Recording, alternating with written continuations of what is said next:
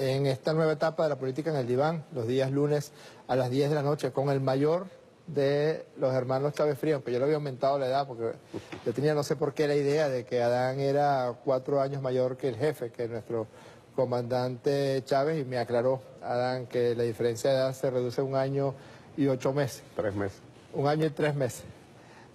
Adán, tú sabes que los psiquiatras tenemos no sé si es la mala costumbre o la costumbre, de siempre buscar del crecimiento, de la personalidad de un ser humano, las raíces, el entorno, la infancia. Casi contemporáneos como él y tan unidos como ustedes dos eran, ¿cómo recuerdas tú que era esa época de esa infancia, los años 60, en Sabaneta, de Barinas y en Barinas? Sí, bueno, buenas noches a todo el pueblo de Venezuela y gracias, Jorge, por esta invitación y este programa especial conmemorando los 4 años de la siembra de nuestro querido comandante Chávez. En otras oportunidades lo hemos dicho, el propio presidente lo comentó en algunos momentos, el presidente Chávez, comandante eterno. Nuestra infancia fue una infancia feliz en ese querido pueblo de Sabaneta. Desde aquí el abrazo para todo ese querido pueblo también, los paisanos, las paisanas. Una infancia feliz, muy pobre, con algunas necesidades en algunos momentos, pero efectivamente con mucho cariño, con ese gran amor que nos brindó, además de nuestros padres, Elena, Hugo, la abuela Mamá Rosa. Como todos sabemos, pues, el propio Chávez se encargó de manifestarlo en diferentes oportunidades. Una infancia de muchos juegos, de mucho estudio, de mucho ejemplo. Ejemplo de nuestros padres que son maestros de escuela, pero también de esa abuela que nos enseñó a amar, que nos mostró desde que yo tengo razón, y seguro que era lo mismo que sentía Hugo Chávez, desde que tenemos razón, el ejemplo de la abuela, mostrando la solidaridad hacia los vecinos, hacia cualquiera que necesitase un apoyo. De lo poco que teníamos en la casa, eso se compartía si era necesario. Un vecino, una vecina necesitaba un pedazo de pan, un plátano, si nosotros teníamos 2 solamente en la casa y el vecino lo necesitaba, bueno, ese plátano va para el vecino. Y esa era Mamá Rosa. Ustedes vieron un tiempo con Mamá Rosa ahí en Sabaneta. Sí, prácticamente Hugo y yo vivimos siempre con la Mamá Rosa. Aunque la casa de papá y mamá y los demás hermanos estaba ahí cerca, a 1 cuadra. Casi que la casa del pueblo todo. Exactamente, pero Hugo y yo siempre con la Mamá Rosa. ¿Por qué? Fue una circunstancia familiar. Cuando yo nací, el mayor de la casa, mamá muy joven, tenía apenas 18 años. Y papá era maestro en un caserío cercano a Sabaneta, que se llama San Hipólito, Los Rastrojos, dicen algunos. Y entonces, casi inmediatamente, mamá sale nuevamente embarazada y pues la muchacha que era mamá, el traslado de San Hipólito a Sabaneta no era fácil. En esa época las vías no estaban asfaltadas, eran caminos y no había vehículos, si acaso una bicicleta o una mula. Entonces eso dificultaba los traslados y cuando mamá viene a hacer los chequeos médicos, etcétera, al pueblo, llega un momento que de común acuerdo la abuela se ofrece a ayudar, a cuidarme, entonces yo me quedo. Se supone y además que para que pudieras ir a la escuela. No, bueno, en esa época todavía no era de escuela, era el primer año de vida. El primer año de vida. El primer año de vida. Pero supuestamente por unos meses nada más, mientras nacía quien estaba ya en la barriga, que era Hugo, yo me quedé con la abuela. Pero bueno, las circunstancias llevaron a que nace Hugo, mamá otra vez embarazada, y entonces la abuela sigue ofreciendo el apoyo, mamá acepta y nos quedamos él y yo con la abuela. Y además es una constante, sobre todo en la provincia, en el campo venezolano, donde la abuela se convierte como una especie de gran matriarca de criar los hijos de Así es, sobre todo en aquella época eso se acostumbraba mucho. Entonces, bueno, nosotros nos fuimos quedando con la abuela y la otra casa, como te decía, Después de allá del caserío Los Rastrojos, papá y mamá se mudan al pueblo y siguen naciendo los demás hermanos y seguimos creciendo. Y entonces con las dos casas muy cerca, nosotros definitivamente como una cosa de costumbre y de apoyo y de unión familiar, pero nosotros nos quedamos con la abuela y en la otra casa papá y mamá con los demás hermanos. Hay una marca poderosa y evidente en la mamá Rosa y es su condición de descendiente de Pedro Pablo Delgado. ¿Ella hablaba de él, de Maizanta, o eso fue algo que apareció después en la calle? Realmente la que viene de la raíz de Pedro Pérez es mamá, Okay. es nuestra madre. Pero sí la abuela nos contaba, antes de hablar de Maizanta nos hablaba mucho de Zamora, porque Zamora pasó por Sabaneta, era uno de los caminos reales, como lo llamaban, una de las vías entre Barinas, Apure. Y la abuela pues había oído los cuentos, ¿verdad? Las historias que van de generación en generación. Y decía la abuela que un abuelo de ella se había ido con Zamora, que estuvo en las filas de Zamora, que su abuela le contaba a ella. Y nos hablaba entonces de algunas referencias que ella tenía de esa guerra federal, del general del pueblo soberano. Y pues también nos contó de Maizanta, de Pedro Pérez Delgado, en algunos de esas historias nocturnas que ella nos contaba. ¿Cómo era eso, la historia nocturna? Bueno, porque en el pueblo, en esa época era una planta eléctrica. Y que era limitada a las horas de luz exactamente.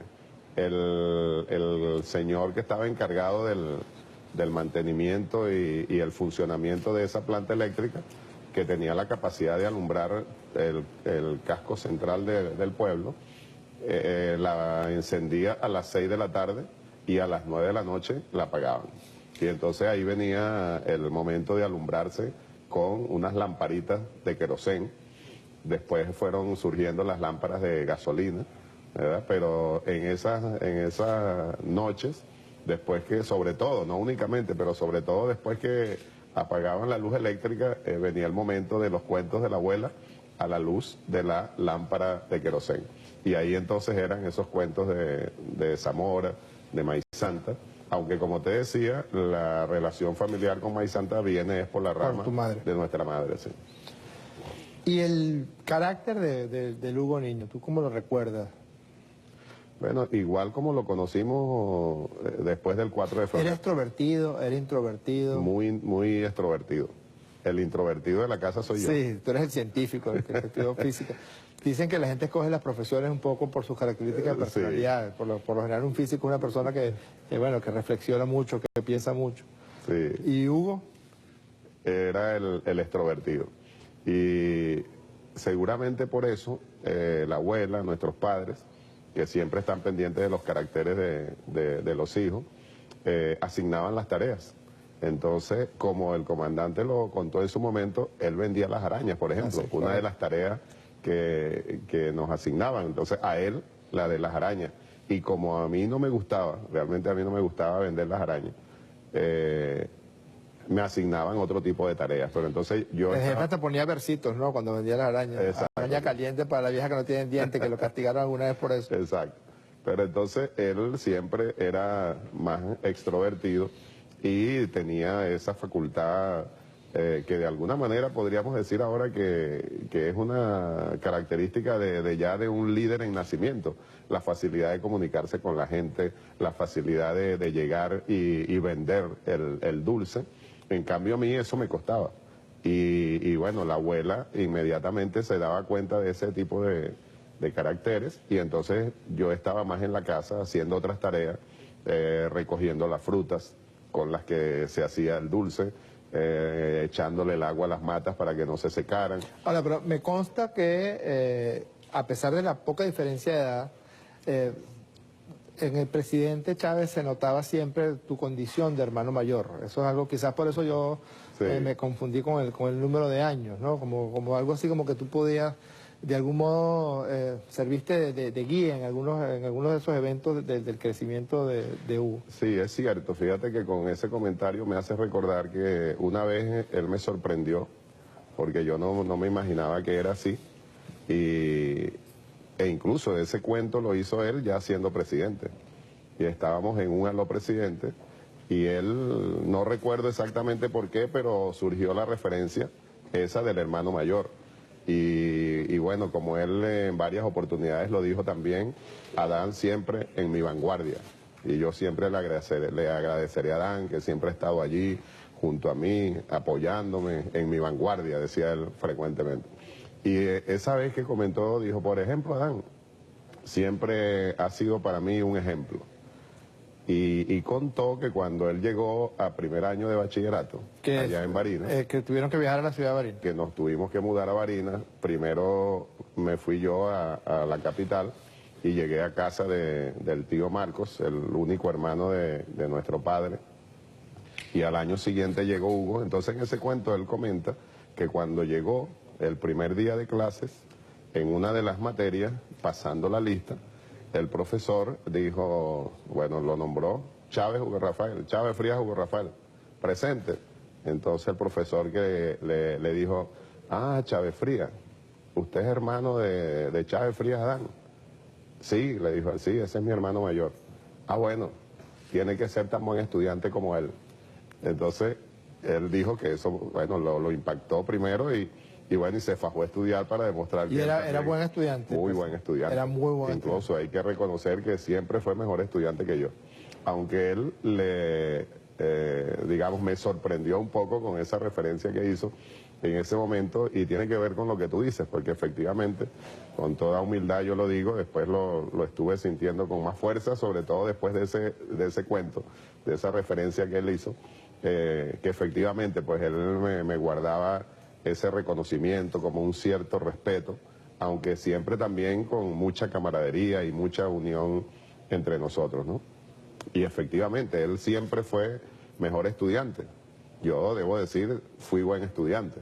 Y soy buen estudiante, porque yo estudio todos los días, podemos decir, cuando yo estoy leyendo, así sean los periódicos del día, la prensa escrita, yo me preparo es para estudiar. O sea, no solamente leer por leer, sino captar, interpretar, utilizar esa lectura para seguir aprendiendo, ¿no? Pero Hugo, por ejemplo, en la primaria, el primer examen final que él presentó fue en sexto grado. Todos los años anteriores, de primero a quinto grado, eximido. En cambio, yo tuve que presentar todos mis exámenes finales. ¿Y en bachillerato? En bachillerato también, todas las notas, teníamos notas parecidas, 17, 18, 19, pero generalmente, y es una gran verdad, no por las circunstancias en las que estamos, ¿no? Sino que es efectivamente lo que sucedía. Si yo sacaba 18 en matemática, él sacaba 19. ¿Y cuándo sientes tú, cuándo notaste tú que empezaba a aparecer una inquietud del joven Hugo acerca de nuestras raíces históricas, por ejemplo, o una denuncia de las injusticias? Porque si algo caracteriza y caracterizó a Chávez es la autenticidad de su mensaje. Sí. Y para que un mensaje pueda ser tan auténtico, tiene que haberse sembrado en una persona desde muy temprano. No puede ser una cosa adquirida tardíamente. Puede haberse evolucionado, puede haber evolucionado con el tiempo, pero pareciera, y era la impresión, no sé si estoy equivocado, de que eran cosas que estaban arraigadas desde muy temprano en esa personalidad. Sí, fíjate, yo particularmente pienso, aunque fue un tema que nosotros no lo hablamos así específicamente nunca, yo siento que fue en los primeros años del bachillerato, del liceo en Barinas, sobre todo, aunque también seguramente hay otras raíces. Él mismo, recuerdo que mencionó en varias oportunidades la influencia de una maestra, la maestra de los ojos azules, pero que también le hablaba de Zamora y que él relacionaba los ojos azules de su maestra con el retrato de Zamora que estaba allí en la pared del aula de clase. Seguramente que ahí viene una cantidad importante de cosas, pues. Pero para mí, la relación más importante para comenzar a solidificar esa formación y esa preocupación que tú mencionas, en los primeros años de bachillerato, él conoció a una familia vecina y el padre allí de los amigos, de los que fueron y son muy amigos míos también. El padre era militante del Partido Comunista y era un historiador. Y entonces ellos dos hicieron una empatía tremenda. ¿Qué edad tenía en ese momento Hugo? tendría 14 años, cuando mucho, 14 años, estudiando tercer año de bachillerato. Y el viejo Ruiz Guevara, como le decimos, ya fallecido hace algunos años, pero él mismo lo comentó también en diferentes oportunidades. Ese viejo maestro tuvo una gran influencia sobre él. Y yo, por ejemplo, lo conocí bastante y lo respeté mucho. Y también ejerció una cierta influencia sobre mí, pero no como en Hugo.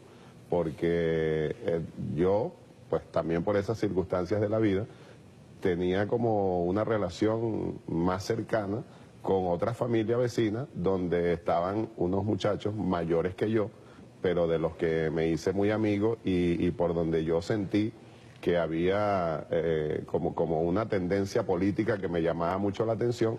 Eran unos muchachos que estudiaban aquí en la Universidad Central y eran militantes del MIR. Entonces yo me fui primero por esa tendencia, ¿no? O sea, Chávez se fue por la rama del PCB y tú te fuiste por la rama del MIR desde más temprano. Adán, todos sabemos que Chávez era un lector voraz y además un lector de esos masticalibros, de esos que subrayaban los libros, que colocaban comentarios. ¿Cuáles eran las lecturas del joven Chávez? Allí, precisamente con la influencia de Ruiz Guevara, él comenzó a leer mucho a Bolívar, a Zamora. El propio Ruiz Guevara en esa época estaba investigando mucho a Zamora y escribió un libro luego que es precisamente uno de esos libros que Hugo devoró, leyó, releyó, subrayó, que se llama Por aquí pasó Zamora, precisamente por todo lo que Barinas significa en la historia de Zamora, ¿no? Entonces él incluso tenía unos libros, si mal no recuerdo, en un aló presidente también él mostró un viejo libro que Ruiz Guevara le regaló en aquella época. Entonces él, el maestro Ruiz Guevara, le recomendaba libros, le prestaba libros, una buena biblioteca que tenía Ruiz Guevara. Y entonces sus lecturas fundamentales, y por eso digo, allí en esa relación comenzó seguramente con mucha fuerza o con más fuerza de la que traía la formación histórica, pero de esa historia verdadera, pues. El rescate de la memoria histórica del Libertador. El viejo Ruiz Guevara, como buen militante comunista, un militante revolucionario, pues entonces le sugería lecturas y las comentaban. Ellos tenían reuniones de sesiones de trabajo. Tipo pues, círculo de estudio. Tipo círculo de estudio, exacto. Tú te vas a Mérida a estudiar allá física en la Universidad de los Andes y Chávez se queda en Barinas o poco tiempo se queda en Barinas unos meses porque yo me fui, en esa época uno se graduaba de bachillerato en julio, como sigue siendo, pero casi que había que esperar un año para ingresar a la universidad. Ya estaban comenzando los problemas de los cupos, etcétera, ¿no? Y yo ingresé a la ULA en marzo, precisamente en en mayo del 71. En julio Hugo egresa de educación media de ese mismo año y él sí inmediatamente entró a la Academia Militar. ¿Cuándo te enteraste tú y cómo te enteraste que Chávez iba a ingresar en la Academia Militar? No, él me había comentado que un amigo también de una familia vecina, ya mayor que Hugo, prácticamente de la misma edad mía, había ingresado a la Academia Militar el año anterior y era también muy amigo de Hugo porque ahí la relación era a través del béisbol, jugaban béisbol juntos y este compañero prácticamente lo había convencido de que era bueno pues ingresar a la Academia Militar. Y como Chávez lo comentó, sobre todo pensando que al venirse a Caracas, donde estaba la sede de la Academia Militar, entonces él iba a poder tener una relación más directa con el béisbol profesional, con el béisbol de alto nivel, pues, que era en principio lo que él quería o una de las cosas que él pensaba que debía hacer. Y tú estabas en Mérida infectándote de izquierda. Sí, sí, bueno, ya yo había iniciado mi militancia de izquierda prácticamente. En ruptura, no, en el MIR primero. En el MIR primero. En el MIR primero, ahí ya en cuarto año de bachillerato. Y me fui a Mérida todavía siendo militante del MIR, de la juventud del MIR. Se dividió el MIR.